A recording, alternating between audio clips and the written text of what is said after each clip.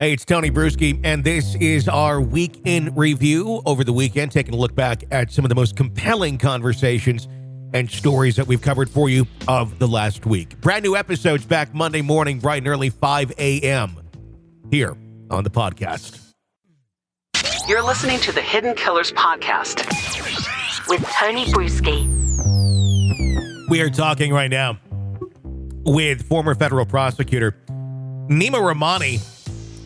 Nima, we are digging into the story of Rex Heuermann, and there's so many tentacles to this now, including that of former police chief in Suffolk County, James Burke, and the allegations against him and arrests that has recently taken place for soliciting sex workers.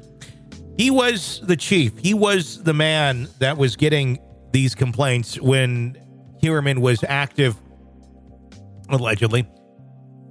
And all these other murders were taking place underneath his watch, who had also been sex workers. Why is it, do you think, that he was looking the other way as person after person came in and said, we have evidence pointing to who may be behind these heinous killings?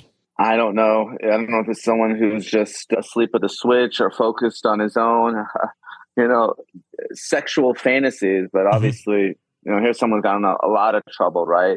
Sex with prostitutes in his car, soliciting sex just recently, covering up, beating up individuals, right? So, maybe he's just focused on his own personal sexual activities to spend time on the case. But it's sad. This is a case that potentially could have broken open. I don't know if, again, it's his fault, but it's certainly, there's a lot of blame that could potentially be laid at his department, where you have the pimp for Amber Costello, I believe, who, gave the description of the vehicle, right? Yeah. And gave the description of Heuermann as this ogre, and they didn't really follow up on it. I mean, you have a potential eyewitness whose testimony was ignored or certainly wasn't followed up on like it should have been. So certainly disappointing, a black eye for the department, and really, there's already so much distrust already by certain folks, members of the public about law enforcement. And look, if you want to do all this, don't become a police officer.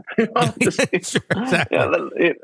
Are there any potential legal ramifications that could come about for Police Chief James Burke or anyone that was complicit in him not pursuing any of these leads in this case? And God knows what other cases are sitting there that were also not pursued in the world of sex work. Could this be reviewed, and could anything be done about his inaction?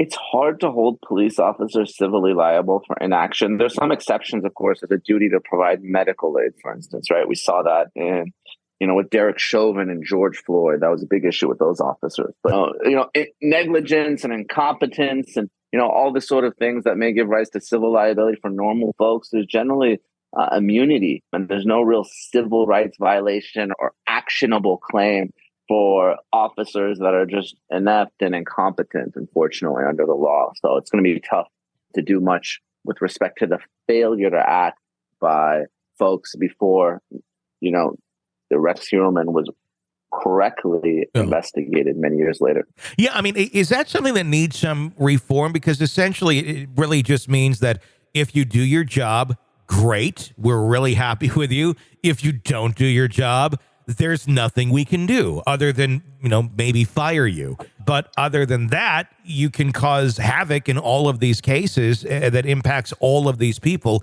with no repercussions should you have someone that has that kind of an MO. Tony, this is where sort of law and politics intersect, and this is really a hot button political issue, especially after George Floyd.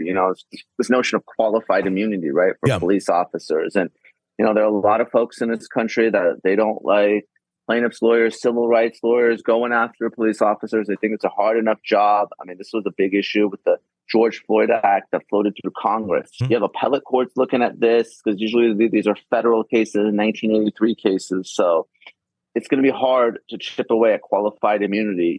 Both conservative judges, even judges on the Supreme Court, have held that it's pretty broad, and I expect it to apply here.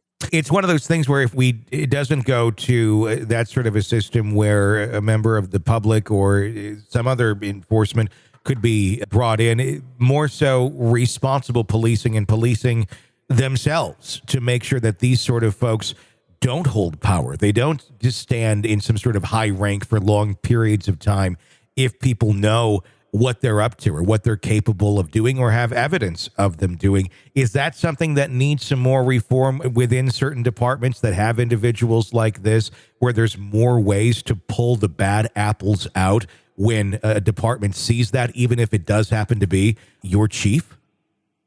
It does, Tony. Again, we're delving into politics a little bit, but the teachers' unions have been a big target. But let's not forget the police unions have a lot of power. It's very hard to fire a police officer. They have significant procedural due process rights, substantive due process rights. It's not like me and where we got a job and we do something, we're going to be terminated that day. Yeah. So this is a problem across the board for public employees. Listen, I respect police officers. I think most of them are good. But the ones that are bad, it's not easy to get rid of them because of these union protections. And that seems to be one of the biggest problems.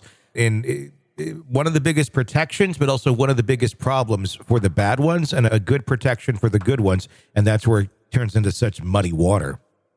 Yeah, even, something as simple as overtime, right? Let's say it's a good police officer, but you'll see him rack up just obscene amounts, sometimes in the hundreds of thousands of dollars. It's insane. There's not a whole lot you can do. I mean, it's a big problem. And look, I've worked for the federal government. I've worked for the city of LA. It's just very different from the private sector. So it's just one of the problems that hopefully can be fixed, but it's a big political issue. So it's not going to be easy. You're consuming the Hidden Killers podcast. Want more? Start binging on all of our true crime podcasts right now through Apple Podcasts and get an ad-free experience when you sign up to be a True Crime Today Premium Plus member exclusively on Apple Podcasts. More of the Hidden Killers podcast dropping soon. Press subscribe now.